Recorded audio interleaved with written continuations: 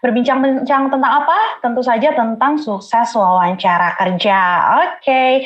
Nah, aku mau tanya dulu dong, ini para e-graders tuh datang dari mana sih? Kalau aku sendiri, aku dari Bandung. Coba deh, boleh tulis di kolom chat e-graders dari mana? Oh, ada dari Jakarta. Dari mana lagi nih? Udah dari Jakarta, dari Lamongan. Wah, hebat sekali ya. Dari Tangerang. Atau ada yang lagi di perjalanan mudik mungkin? Medan, Bandung hadir. Sama nih. Tangerang, Palembang, Madiun, Depok. Wah, luar biasa. Dari Solo, Medan, NTB, Kalimantan Utara, Medan, Purwakarta, Malang, Bali. Waduh, luar biasa sekali. Terima kasih banyak antusiasnya untuk para e-graders. Oke deh ya, jadi masih ada nih dari Cikarang katanya. Oke, nah jadi kita udah kenalan ya tadi, nama aku Feby Lydia, aku dari Bandung, dari tim e-grade. Oke, langsung aja, jadi sekarang aku mau memperkenalkan narasumber kita di siang hari ini yang keren banget ya, namanya adalah Bapak Aji Baroto. Oke, aku mau memperkenalkan sedikit nih tentang narasumber kita ya, yaitu Bapak Aji Baroto. Tentang pengalamannya Bapak Aji Baroto, tentang karir-karirnya kita kepoin langsung ya. Jadi Bapak Aji Baroto ini memulai karir sebagai medical representative pada Februari tahun 1970. Nah, setelah itu Bapak Aji melanjutkan karirnya di berbagai perusahaan nih e-graders. Selama 9 tahun berkarir di PT Abbott Indonesia sebagai seorang sales manager, kemudian 5 tahun di PT Pfizer Indonesia. Selanjutnya, Bapak Aji juga melanjutkan karir di PT Bristol Myers Squibb sebagai seorang Vice President Director. Wah, keren banget ya. Tak sampai di situ nih e-graders, pada tahun 1993 Bapak Aji berkarir di PT Paros Indonesia sebagai seorang marketing director. Lalu di Fresenius Indonesia sebagai country manager. Pada tahun 1997, selama 3 tahun, Bapak Aji juga berkarir di Leo Burnett Creasindo Indonesia atau yang disingkat dengan LBKI sebagai seorang general manager. Nah, dan saat ini mulai tahun 2000, Bapak Haji ini berkecimpung ya di dunia pengembangan atau self development, menjadi seorang founder dari Cakrawara yang melayani berbagai perusahaan nasional dan multinasional dengan penguatan kapasitas sumber daya manusia. Selain pelatihan publik, Cakrawara juga kerap diminta untuk melakukan in-house training bagi internal perusahaan klien. Nah, nggak sampai di situ ya e-graders, Pak Haji ini juga merupakan seorang independent commissioner Taiso Pharma Indonesia, dimulai dari tahun 2013 hingga 2015, dan dilanjutkan pada tahun 2019 hingga saat ini. Wah, sungguh luar biasa sekali ya pengalamannya dari Bapak Aji. Oke, mungkin kita langsung aja nih ngobrol sama Pak Aji Baroto ya, e-graders. Halo Pak Aji, bagaimana kabarnya siang hari ini? Ferry? Alhamdulillah Baik, sehat. luar biasa. Iya, sehat Pak, baik. Oke, nah mungkin e-graders nih sepertinya udah nggak sabar ya ingin langsung bertanya selama acara sharing session ini. Jadi dipersilakan untuk mengetik pertanyaannya seperti yang tadi sudah saya sampaikan. Boleh mengetik pertanyaannya lewat kolom chat atau kalau mau tanya langsung boleh raise hand ya, pakai fitur raise hand di Zoom. Kemudian mengaktifkan kamera serta mic-nya. Nah, kayaknya e-graders sudah benar-benar mau dengerin ya ilmu-ilmu pengembangan diri dan juga tips-tips sukses wawancara kerja dari Bapak Aji. Kalau gitu saya persilakan ya waktu dan layarnya saya persilakan untuk Bapak Aji. Terima kasih Feby dengan perkenalannya ya. Jadi selamat siang dan selamat datang pada acara sharing session dengan topik sukses dalam wawancara kerja ya. Nih ya. Jadi ini saya akan memaparkan dalam waktu 45 menit dan dilanjutkan dengan tanya jawab ya. Baik, jadi suksesnya suatu sharing session atau suatu presentasi ataupun training ya, itu ditentukan 3 hal. Pertama, karena adanya peluang atau kesempatan. Seperti sekarang ini Anda memiliki kesempatan ya karena e-graders karena e-grade mengundang saya ya untuk bicara di sini. Kalau saya tidak diundang, Anda tidak ada kesempatan untuk ketemu saya. Yaitu satu, adanya peluang ya. Kedua, karena sikap dari peserta dari Anda sendiri ya, itu sangat menentukan. Nah, sikap ini yang sangat penting untuk kali ini. Pertama adalah stay fokus ya. Karena kita sangat terbatas waktunya dan kita tidak tatap muka, maka harus fokus. Kalau tidak, kita kehilangan. Kedua, harus bisa mendengarkan secara aktif ya. Jadi katanya skill mendengarkan itu ada 3. Mendengar untuk mendengar ya, tidak budek ya. Mendengar untuk memahami dan mendengar untuk mengkomunikasikan kembali. Itu kalau kita aktif listening itu begitu ya. Dan aktif listening itu akan diwejawatakan ya dengan Anda partisipasi ya dalam bentuk pertanyaan ya supaya Anda lebih memahami semua yang saya sampaikan ya. Dan tentu saja diusahakan semua ini kita fun lah ya. Kita happy-happy aja dalam 45 menit ini. Ini yang penting ya.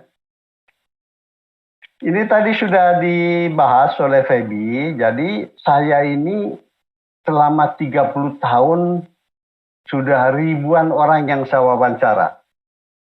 Karena saya di EBET itu 9 tahun, tentu sebagai sales manager, saya banyak mewawancara calon-calon atau kandidat untuk medical rep, untuk supervisor, ya, untuk regional sales manager, ya. Juga saya di Pfizer, kemudian di Bristol Myers Squibb, ya. Itu banyak sekali yang saya lakukan wawancara. Kemudian di Paros, ya, di Fresenius saya hanya sebentar, di Leo Barnet dan tentu di Cakrawala. Ya. Kalau di Taiso itu adalah pekerjaan paruh waktu. Jadi saya nggak pernah wawancara ya karena setahun hanya beberapa kali meeting saja. Ya. Jadi saya ingin bagi nih kepada Anda pengalaman saya dalam mewawancara orang. Ya. Selain itu saya juga sering diwawancara. Anda tahu nih saya pindah ke 6 perusahaan, tentu setiap pindah saya harus diwawancara. Belum termasuk misalnya di mana saya tidak diterima, yaitu saya diwawancara. Jadi saya juga berpengalaman baik sebagai pewawancara maupun diwawancara. Bahkan waktu saya pertama diwawancara di EBET ya, saya itu 4 kali gagal ya. Saya diwawancara bersama teman saya diterima, saya tidak terima. Kedua kali di perusahaan lain teman saya diterima, saya tidak terima ya. Pada akhirnya saya diterima ya, walaupun karir saya terus terang lebih cepat dibanding teman saya yang tadi bekerja duluan dibanding saya ya. Karena apa? Karena dulu saya nggak belajar bagaimana teknik wawancara ya. Jadi sekarang Anda mendapatkan satu peluang, bisa belajar, sehingga mudah-mudahan dengan apa yang saya bagikan kepada Anda sekali wawancara bisa sukses ya, dan bisa mendapatkan posisi yang baik ini. Jadi saya berbagi saja apa yang telah saya lakukan selama ini. Maka nanti kalau ada pertanyaan, jangan ragu untuk langsung menanyakan pada saya ya. Jadi bahasanya apa sih sebetulnya ya? Bahasanya itu saya akan berikan gambaran apa sih yang dilakukan oleh pewawancara dan apa yang sebaiknya kita sebagai pelamar atau yang diwawancara memberikan feedback. Jadi proses antara yang mewawancara dan yang diwawancara itu ibarat pinang dibelah 2 ya. Jadi kalau bisa itu kita membimbing si pewawancara agar mendapatkan informasi-informasi yang mereka butuhkan supaya nanti berakhir dengan suatu win-win solusi ya, di mana pewawancara dapat orang yang tepat, kita juga dapat posisi yang tepat, itu yang kita harapkan terjadi begitu. Maka saya berikan gambaran nih dari pihak sisi pewawancara dan dari sisi pelamar bagaimana ya, supaya lebih jelas kita tahu ya. Jadi pertama ya, mengapa sih kita harus melakukan wawancara? Dari segi pewawancara ya, apakah itu user ya, apakah itu HRD manager ya, itu melakukan wawancara untuk mendapatkan karyawan yang sesuai dengan kriteria jabatan. Jadi biasanya sebelum melakukan wawancara, untuk setiap posisi itu ada kriterianya. Untuk medical rep kriterianya bagaimana, untuk sekretaris kriterianya bagaimana, untuk media planner kriterianya gimana, untuk art director kriterianya bagaimana. Jadi mereka menentukan dulu kriterianya. Itu kenapa harus wawancara. Kedua, tentu untuk merekrut karyawan yang produktif, ya, yang produktif. Tentu agar produktif, maka karyawan itu harus memiliki pengetahuan dan keterampilan yang dibutuhkan untuk melakukan tugas-tugas sesuai posisinya, ya. Tapi produktif saja tidak cukup. Kalau bisa merekrut karyawan yang memiliki engagement dengan pekerjaan, yang memiliki suatu keterikatan dengan pekerjaan. Karena kalau orang itu ada keterikatan dengan pekerjaan, maka karyawan itu bukan hanya produktif, tetapi juga loyal dan memiliki komitmen pada pekerjaan dan pada perusahaannya. Sehingga karyawan itu akan bertahan lama di perusahaan, ya, sehingga perusahaan tidak perlu mengeluarkan biaya tambahan untuk rekrutmen baru maupun untuk pelatihan baru. Jadi pewawancara itu mencari karyawan yang produktif dan memiliki engagement dengan pekerjaan. Itu penting sekali ya. Gimana kalau gagal atau salah dalam memilih orang? Sekali salah memilih, maka akan dirongrong sepanjang waktu. Nah, kenapa? Karena kalau salah pilih, maka produktivitas menurun, produktivitas perusahaan pasti saja, ya. Kedua, tentu biaya rekrutmen dan biaya pelatihan akan bertambah. Kita mesti rekrut orang baru, kita mesti berikan training lagi, tambah biaya, ya. Dan kalau yang direkrut itu orang sales atau orang marketing, maka sales akan hilang, tidak mencapai target, ya. Yang lebih parah, apabila pelanggan dilayani oleh karyawan yang tidak baik, bisa-bisa pelanggan itu tidak puas dan lama-lama lari kepada saingan. Ya. Lebih parah lagi, teman sekerjanya bisa-bisa tidak termotivasi, terganggu, dan bahkan bisa keluar. Jadi kita sebagai perusahaan akan sangat rugi sekali, ya, akan rugi sekali. Ya.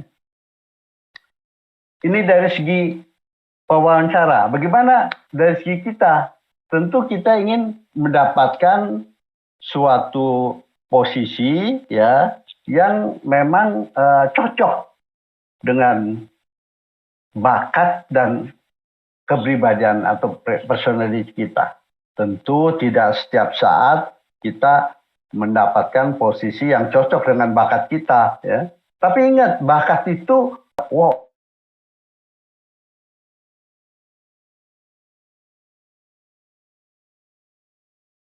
Dan itu diperlukan suatu analisa lagi, ya. Jadi akan sangat baik sekali apabila kita mendapatkan suatu posisi atau jabatan yang sesuai dengan bakat kita, ya. Dan yang kedua, mendapatkan posisi di perusahaan yang memungkinkan kita untuk mengembangkan diri, ya. Tidak semua perusahaan memungkinkan kita untuk berkembang. Hanya perusahaan-perusahaan yang berkembang, hanya perusahaan-perusahaan yang manajernya membuka peluang, ya, itu yang kita bisa berkembang, ya. Karena kita juga tentu ingin nantinya ada pengembangan karir kita. Udah masuk di situ, berkembang. Ya. Tentu saja apabila gagal dalam wawancara, hilanglah peluang kita untuk bekerja dan mendapatkan posisi di perusahaan tersebut. Jadi penting sekali agar supaya kita bisa sukses dalam setiap wawancara kerja. Ya. Tujuannya apa wawancara? Ya? Tujuannya apa? Dari segi pewawancara, dari segi kita. Ya? Dari segi pewawancara, mereka melakukan wawancara pada Anda ya, untuk mendapatkan informasi. Ya. Informasi mengenai pendidikan, terutama Anda yang fresh graduate ya, mengenai pengalaman kalau yang sudah pernah bekerja ya, mengenai keterampilan khusus yang Anda miliki ya, entah itu computer skill ya, entah itu skill dalam desain, entah apa, pokoknya keterampilan khusus ya, yang kesemuanya nanti yang digali informasinya ini akan menjadi faktor untuk meramal tingkah laku saat mereka menjadi karyawan. Ya. Karena bekerja itu sebetulnya dalam konsep saya, bekerja itu adalah behavior rental agreement. Jadi karyawan itu menyewakan tingkah lakunya kepada perusahaan. Tingkah laku apa? Sesuai posisi. Misalnya kalau saya dulu medical rep, tingkah laku yang disewakan itu datang pagi. Sehari mengunjungi 10 pelanggan, ya. Setiap hari membuat laporan kunjungan, ya. Membuat laporan mingguan, ya. Mencapai suatu target jual. Itu behavior yang kita sewakan kepada perusahaan. Dan pewawancara ini ingin menggali behavior apa yang nanti dibawa kepada perusahaannya. Ya. Kedua, memberikan informasi. Ya. Pewawancara akan memberikan informasi, misalnya mengenai posisi, mengenai job desk atau tugas-tugasnya, mengenai peluang ke depan, kadang mengenai kompensasi, dan mengenai perusahaan tersebut ya. Namun ya, kompensasi ini biasanya diinformasikan apabila sudah ada dalam hati si pewawancara Anda diterima. Dan ada, jangan tanya kompensasi kalau belum ditanyakan ya, itu pantangan ya. Jadi, dan mereka akan beritahu kompensasi kita atau penawarannya apabila mereka menganggap kita sesuai dengan posisi tersebut. Ya.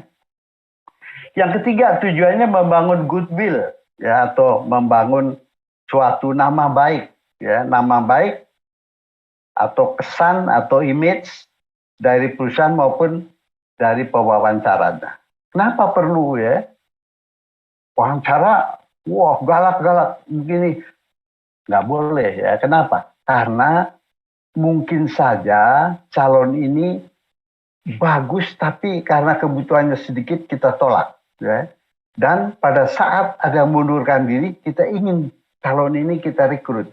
Maka kalau dia mempunyai kesan bagus, dia akan bersedia direkrut oleh kita, dipanggil kembali.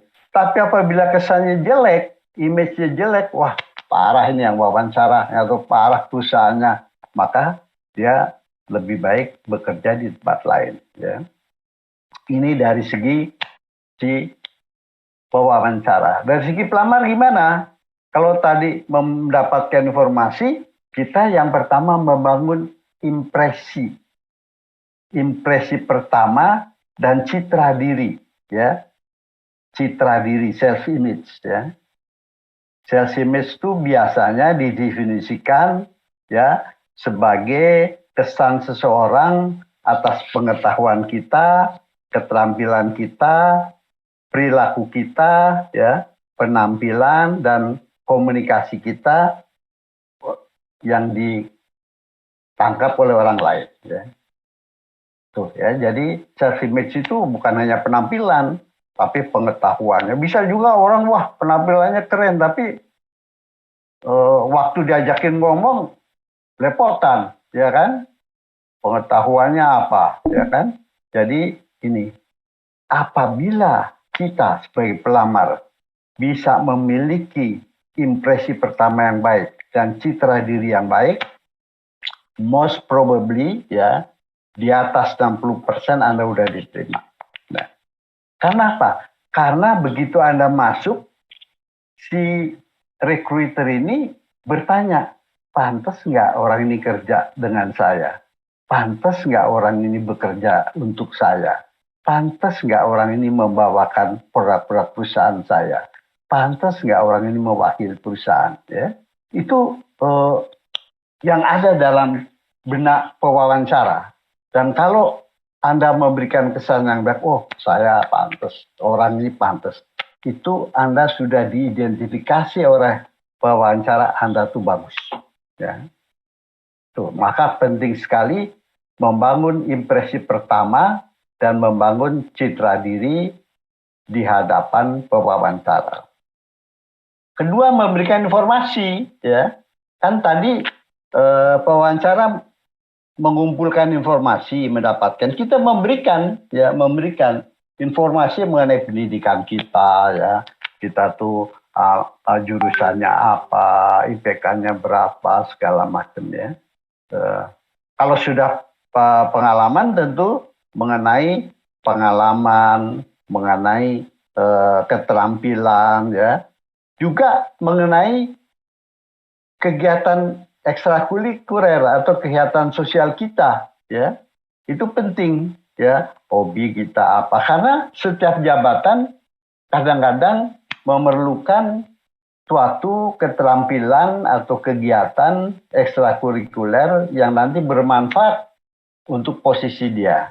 Misalnya kalau orang sales, kalau dia misalnya punya keterampilan nyanyi, ya, kemudian hobi olahraga, ya, itu tentu sangat membantu dalam membina hubungan baik dengan pelanggannya. Dan itu harus kita kasih tahu, informasikan, ya, informasikan.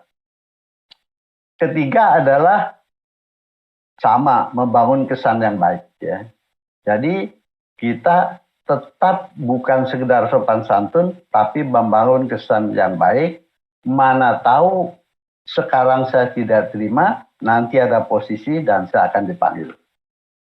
Jadi ini tujuannya, ya, baik pewawancara maupun pelamar, tujuannya ya begitu kurang lebih, ya. Oke, ini ada grafik, ya, keakuratan wawancara, ya, di mana dikatakan wawancara yang baik itu 45 menit. Ya. Jadi ini untuk pihak pewawancara harus paham nih, ya. Kalau dia wawancara terlalu cepat, ya, antara dua, ya, mungkin Anda tidak bisa memberikan impresi yang baik, citra yang baik, dia langsung selesaikan, ya, cut, supaya waktunya bisa dipakai untuk wawancara calon yang lain, ya. Atau dia terlalu cepat membuat keputusan. Kalau Anda diterima, baru 20 menit sudah diterima, wah, dia begitu impresi Anda terlalu bagus, ya, dia langsung diterima. Itu dia terlalu cepat. Karena saya yang sudah melakukan wawancara ribuan kali, kadang masih salah. Karena impresi ini, ya. Jadi yang bagus itu kurang lebih 45 menit. Bagaimana kita sebagai pelamar menyikapinya? Tetap fokus, ya, tetap fokus. Karena selama 45 menit itu kita harus secara aktif mendengarkan, ya, pertanyaan-pertanyaan kita, ya, dan kita harus bisa mengabsorb dan bisa melakukan komunikasi secara efektif. Ingat tadi citra diri itu penampilan, pengetahuan, keterampilan, ya, dan kemampuan komunikasi, ya, komunikasi kita bagus nggak? Jadi respon kita adalah tetap fokus, tetap fokus. Ini beberapa jenis interview, ya. Ini saya pada tahun 2011 mendapatkan tugas cakrawara, ya, mendapatkan tugas merekrut 115 medical rep, 12 supervisor, 2 regional manager. Jadi saya dan sebelah kanan itu partner saya, Pak Iskandar, ya, melakukan wawancara dari semua kota kecuali Manado, Makassar, itu saya lakukan phone interview ya. Dan di sini Anda lihat ini jenis wawancara yang pertama adalah disebut sekuental. Jadi satu pelamar diwawancarai oleh 2 atau lebih wawancara secara bergantian. Belah kiri itu saya mewawancari 1 orang. Dulu saya tahun 2011 belum botak ya, masih keren sekarang udah botak. Jadi itu saya wawancara, ya saya kasih nilai, ada scoring berdasar kriteria jabatan ya. Saya lempar ke teman saya di nomor 2 ya. Kalau dia juga nilainya bagus ya, maka orang tersebut kita minta tunggu dan kita lakukan wawancara terakhir. Ya. Ini namanya sequential interview. Apa yang harus diperhatikan bagi pelamar? Hati-hati dalam menjawab pertanyaan yang sama. Mungkin 2 orang ini mengajukan pertanyaan yang sama. Jangan sampai Anda menjawabnya beda-beda. Tidak konsisten. Jadi kalau misalnya Anda diwawancara dengan cara sekuental, hati-hati menjawab pertanyaannya. Ingat. Oh, ditanya ini saya jawabnya ini. Ditanya ini saya jawabnya ini. Ya, gitu. Ini satu jenis wawancara yang pertama ya. Jenis kedua ini ya. Jadi ini yang sebelah kiri grup wawancara. Jadi ini mungkin pada waktu itu ini kita lakukan untuk mensortir pada banyaknya pelamar, kita sortir dulu. Jadi masukkan dalam kelas besar, setiap orang bicara 5 menit ya mengenai sesuatu topik yang kita kemukakan dan kita nilai dari kemampuan bicara, dari konsep dirinya dia dalam suatu topik ya. Nanti yang bagus kita contreng, ini calon yang potensial, yang nggak bagus langsung di drop out ya. Ini grup interview. Nah, ini kalau di perguruan tinggi di mana untuk wawancara orang banyak ya bagus dengan teknik grup interview ini. Nah, sebelah kanan itu adalah tim interview. Jadi saya dengan teman saya berdua mewawancara 1 orang ya, mencari 1 orang. Jadi bisa 2 orang, bisa lebih melakukan wawancara 1 orang. Orang yang ada juga yang menyebut sebagai panel interview. Ya, panel interview. Bisa juga disebut panel interview. Dalam hal ini yang perlu diperhatikan bagi Anda adalah tetap tenang. Ya. Apalagi kalau menghadapi orang banyak, jangan grogi, tetap tenang. Ya, tetap tenang. Supaya nanti kita bisa menjawab dengan tenang, ya, dengan akurat atas semua jawabannya. Jadi ada 3 ini, ada 4 jenis wawancara yang mungkin nanti Anda bisa mengalami pada satu saat apabila Anda akan diwawancara. Ya, data Anda, saya berikan tip-tipnya tadi, kalau sekuental bagaimana, kalau tim bagaimana, kalau grup ya siapkan diri Anda, ya siapkan diri Anda. Ya, siapkan diri Anda. Oke, bagaimana sih proses seleksi, ya preseleksi ini dari pihak pewawancara atau dari pihak HRD? Prosesnya itu pertama menyiapkan kriteria jabatan. Setiap jabatan, setiap posisi punya kriteria. Ya. Ini salah satu teori ya. Mungkin ada aja HRD yang mempunyai teori yang lain, boleh saja. Ya, ini satu teori yang saya pelajari begini. Ya. Kedua, setelah kita menyiapkan kriteria dengan baik, dengan jelas, kriteria itu harus berdasar atas kompetensi, pengetahuan, pengalaman, ya, behavior ya. 2, mendapatkan calon. Dari mana sih harus dapat calon? Ya, ini sepenuhnya tugas daripada user atau HRD. Ya. Baru screening lamaran, proses wawancara. Ya. Baru appointment, ngecek referensi, kalau yang sudah pengalaman, menyiapkan job offer. Ya, ini apa yang buat Anda penting ya, nomor 3, 4. Yang buat Anda penting yang harus Anda sikapi adalah screening dan proses wawancara. Itu yang penting ya. Kriteria ini untuk dari pihak HRD ya, mereka biasanya melakukan wawancara dengan pemangku jabatan ya. Misalnya dia mau cari kriteria jabatan untuk supervisor. Dia tanya nih supervisornya ya, apa sih yang bikin supervisor Anda sukses, apa saja ya. Karena nanti dia akan cari bahwa faktor penentu sukses itu adalah karakter, lingkungan kerja, pengetahuan dan keterampilan yang dibutuhkan untuk melakukan tugas tertentu. Ini yang dia gali, Sehingga akhirnya akan dapat ini kriteria jabatan ya. Jadi faktor sukses itu dalam bekerja, sebelah kiri ini kalau kita tinjau dari pekerjaannya, kemampuan dan keterampilan. Artinya knowledge dan skill, ya, kemampuan keterampilan. Nomor 2, tingkah laku, behavior, ya, termasuk kualitas pribadi, tingkah laku, tugas spesifik, lingkungan. Baru yang ketiga, lingkungan kerja. Lingkungan kerja itu apakah orang ini cocok nggak di lingkungan kerja ini? Kalau nggak cocok nggak akan sukses, ya.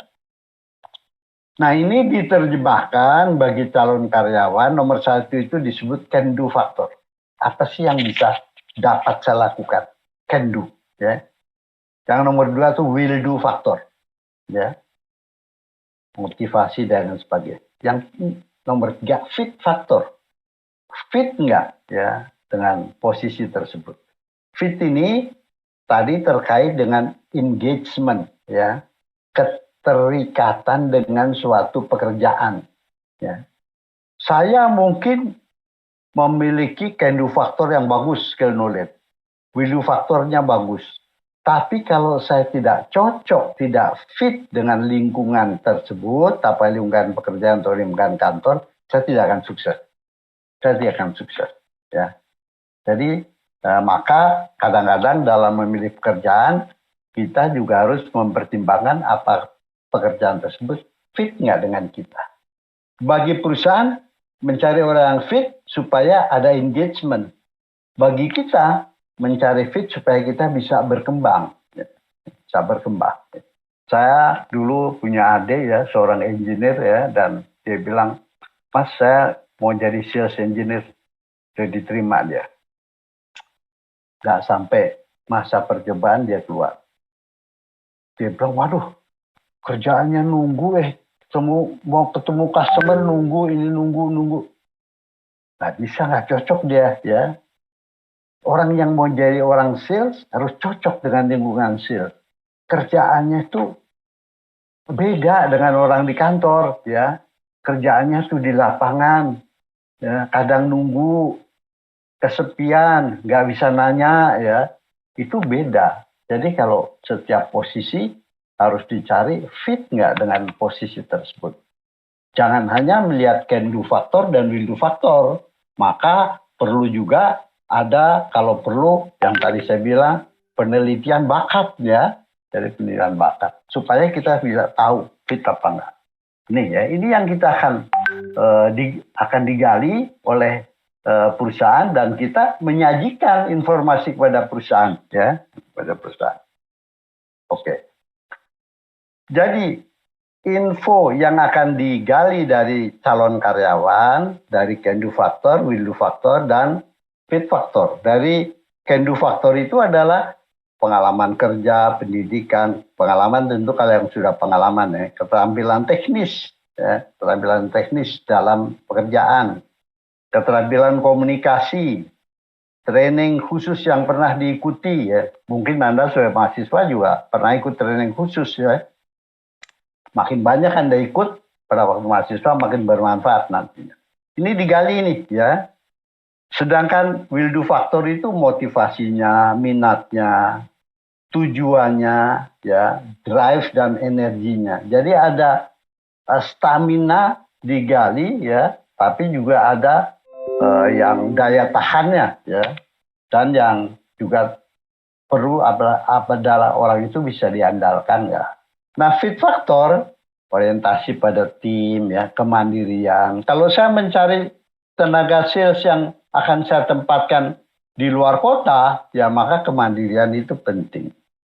Pergaulan dan interpersonal style, ya, itu penting sekali dalam tergantung pekerjaannya, ya, nantinya dalam membina pelanggan dan dalam hal-hal lain tergantung posisinya, ya. Daya tahan terhadap stres karena banyak pekerjaan yang kita mengalami penekanan, ya, terhadap target, terhadap apa, dan kita harus pahami itu ya. Dan yang terakhir yang harus digali fit factor adalah keterbatasan. Misalnya pekerjaan ini perlu traveling, dia mau nggak traveling? Oh dia wanita nggak mau traveling ya cocok ya. Oh ada kerjanya misalnya overtime, lembur ya. Atau kadang-kadang perlu direlokasikan ke kota lain ya. Kerja pada saat weekend, ada pekerjaan yang weekend pameran atau orang di travel itu weekend justru rame ya, atau orang di mall weekend justru rame. Jadi ini yang akan digali oleh tipe wawancara dan tugas kita adalah mengemukakan apa yang Anda miliki sesuai dengan apa yang dibutuhkan oleh pewawancara. Gitu ya. Oke, jadi nomor 2 adalah mendapatkan calon karyawan. Dari mana? Internal perusahaan, referensi staf perusahaan, dari konsumen, dari iklan, dari agensi ya. Pastikan Anda memiliki kontak dengan salah satu dari yang di atas ya. Jadi kalau Anda punya teman kerja di kantor dan Anda belum kerja, jangan lupa selalu tanya, ada posisi baru nggak? Ada lowongan nggak apa ya? Kalau Anda ada satu yang merupakan konsumen di perusahaan, juga tanyakan ya, ini sumber-sumber tenaga yang akan didapat ya. Screening. Jadi kalau banyak sekali lamaran yang masuk ya, maka di-screen dulu. Dibaca selintasan untuk dipilih mana nih yang akan saya panggil, mana yang saya langsung tolak atau nggak saya panggil. Ya. Nah proses screening ini ya supaya Anda dipanggil, Anda perhatikan nomor 1, redaksional lamarannya bagus. Bikin lamarannya yang bagus. Riwayat pendidikannya harus dibikin semenarik mungkin. Penampilan foto terakhir yang sopan yang bagus.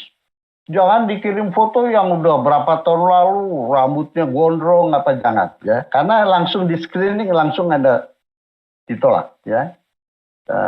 Pengalaman kerja kalau ada, referensi kalau ada. Tapi yang fresh graduate 1 2 3 penting ya.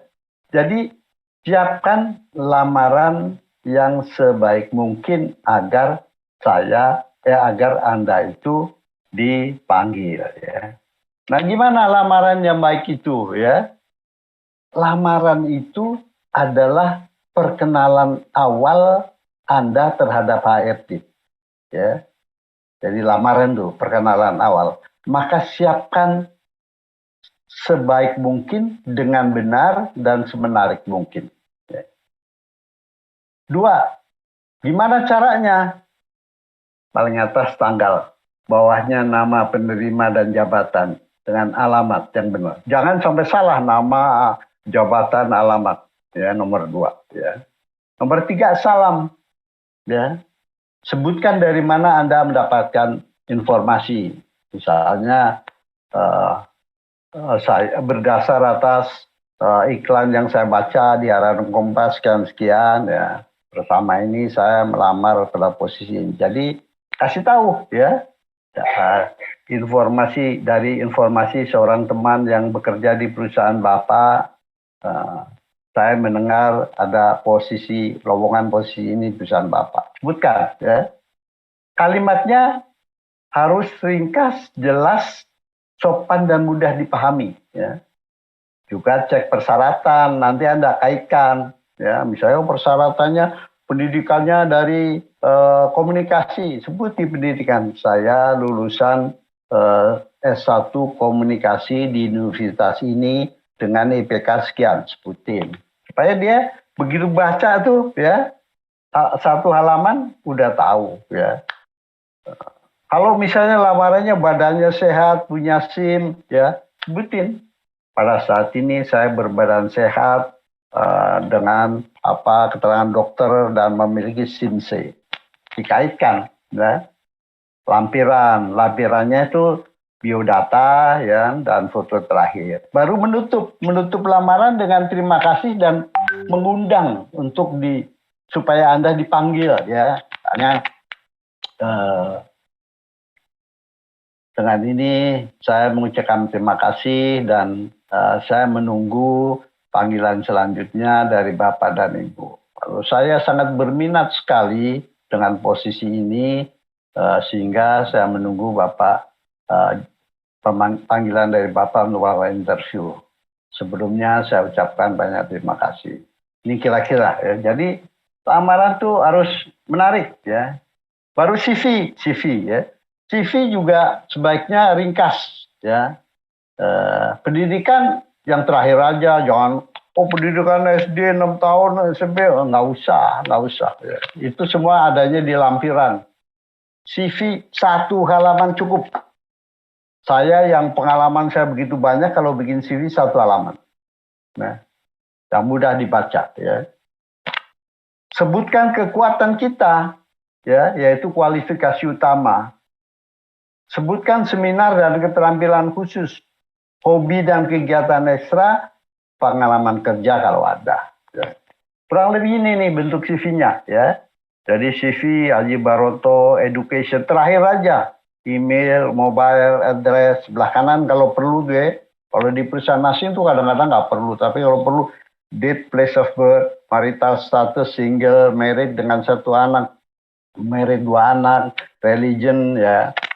Kemudian key qualification, yaitu kekuatan kita ya. Kalau untuk fresh graduate ya edukasi ya, kualifikasi utama dalam edukasi Anda. Mungkin Anda pernah jadi mahasiswa teladan, mungkin IPK Anda bagus, mungkin Anda ikut kursus tertentu, ini sebutin ya. Baru seminar dan workshop yang pernah Anda ikuti, hobi activities, pengalaman kerja kalau ada, pengalaman lain kalau ada ya. Ini 1 halaman ya. Kalau ada informasi yang detail di lampiran aja. Tapi lamaran 1 halaman, CV 1 halaman, 2 halaman ini udah cukup untuk diambil kesimpulan apakah Anda akan dipanggil atau tidak. Jangan terlalu panjang, bikin pusing ya. Oke. Ini step wawancara ya. Anda perlu tahu sedikit aja ya, karena Anda harus merespon ya. Biasanya salam dulu ya. Salam itu kalau di dalam sales 4S. Senyum ya kan, karena pepatah Tionghoa bilang kalau tidak tersenyum jangan buka toko. Kalau Anda nggak bisa tersenyum jangan buka toko, nggak bakal laku ya kan. Senyum, salam ya kan, selamat siang Pak ya. Sapa, apa kabar Pak, tentunya baik hari ini ya. Baru sentuh, salaman ya kan. Jadi senyum, salam, sapa, sentuh ya kan. Baru pembicaraan ringan, biasanya dia tanya gimana tadi perjalanannya, lancar apa enggak ya kan. Dari mana Anda tahu ada posisi kosong di sini, itu pembicaraan ringan. Baru dia tanya transisi. Nah, ini yang harus Anda siapkan jawabannya ya. Jadi mengapa Anda tertarik ya, dari mana Anda tahu ada lowongan, sejauh mana Anda memahami ya kan. Pengalaman kerja untuk yang fresh graduate nggak usah ya. Ini Anda harus merespon dengan baik ya. Pendidikan ya ini, pertanyaan-pertanyaan, ceritakan pernah menjalani pendidikan khusus, mengapa Anda memilih jurusan ini, kegiatan ekstra ya, ini semua. Jadi baru hobi ya dan kegiatan ekstra, evaluasi diri selalu ditanya. Hati-hati nih yang nomor 7, kekuatan dan kelemahan Anda selalu ditanya, harus bisa menjawab dengan jujur ya. Apa kekuatan Anda? Saya kalau ditanya kekuatan saya adalah pinter. Saya kuat dalam membina hubungan antar manusia. Saya adalah team builder. Jawab yang jelas. Oh, kelemahan Anda apa? Oh, saya kelemahan dalam bidang financial management. Ya, walaupun saya udah manajer, saya jawab. Ya, kan? Baru biasanya menyampaikan informasi dan menutup interview. Ini flow-nya. Tugas Anda menjawab dengan akurat. Ya. Bagaimana supaya Anda sukses? Nomor 1, persiapkan diri secara psikis, ya, mental, fisik, ya, karena penting ini. Besok tuh momen of truth wawancara, ya. Membangun citra diri yang tadi saya bilang, penampilan, perilaku, pengetahuan, komunikasi, keterampilan. How you look, ya, tata busana, tata rias, tata bahasa. How you do, bahasa tubuh sesuai dengan keadaan.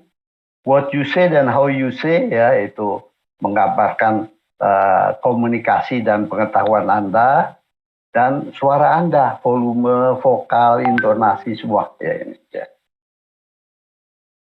Baru memperkenalkan diri, ya. Impresi pertama sangatlah penting. Begitu Anda impresi pertama bagus, most probably Anda akan lolos, ya kan? Jadi waktu memperkenal diri, percaya diri, ekspresi wajah ramah dan senyum. Sebutkan nama lengkap dan menatap langsung, ya. Jangan nunduk aja, natap langsung. Apalagi kalau mau orang bule, ya. Mau orang bule harus natap langsung. Harus asertif, ya, asertif. Jadi nama lengkap, natap langsung. Jabat tangan dengan hangat dan menyapa dan menatap langsung. Jabat tangan tuh banyak teorinya, ada 8 yang nggak boleh dilakukan. Ya. Dengarkan dengan baik nama pewawancara. Manusia tuh paling senang disebut namanya. Jangan Anda salah sebut. Jadi waktu dia memperkenalkan, saya Pak Haji Baroto yang akan wawancari Anda, silakan duduk, dengerin dengan baik. Ya. Jangan salah sebut nantinya. Ya. Ini sedikit 3V dalam komunikasi, karena Anda dinilai komunikasi. Ya. Jadi 55% efektivitas komunikasi ditentukan aspek visual, body language Anda. Ya, body language Anda. 38% ditentukan oleh vokal. Nah, itu intonasi, kejelasan, ekspresi wajah, tinggi rendah, ekspresi verbal, tinggi rendah suara, dan sebagainya. 7% itu baru kalimat, kata-kata. Ini penting, ya, penting. Salah satu teori dalam komunikasi, ya. Ini yang tadi sudah saya bahas, ya, barulah proses wawancara, siapkan jawaban tepat. Salam, pembicaraan ringan, pertanyaan transisi, pengalaman kerja, pendidikan, kegiatan dan minat, evaluasi diri. Ini, ya. Jadi komunikasi efektif dengan memperhatikan aspek 3V, visual, vokal, verbal. Ini, ya. Oke, saya kira itu yang saya sampaikan, persis 40 menit lebih sedikit. Terima kasih, ini hobi saya lari, ya. Itu tahun 2018, 2019, ya.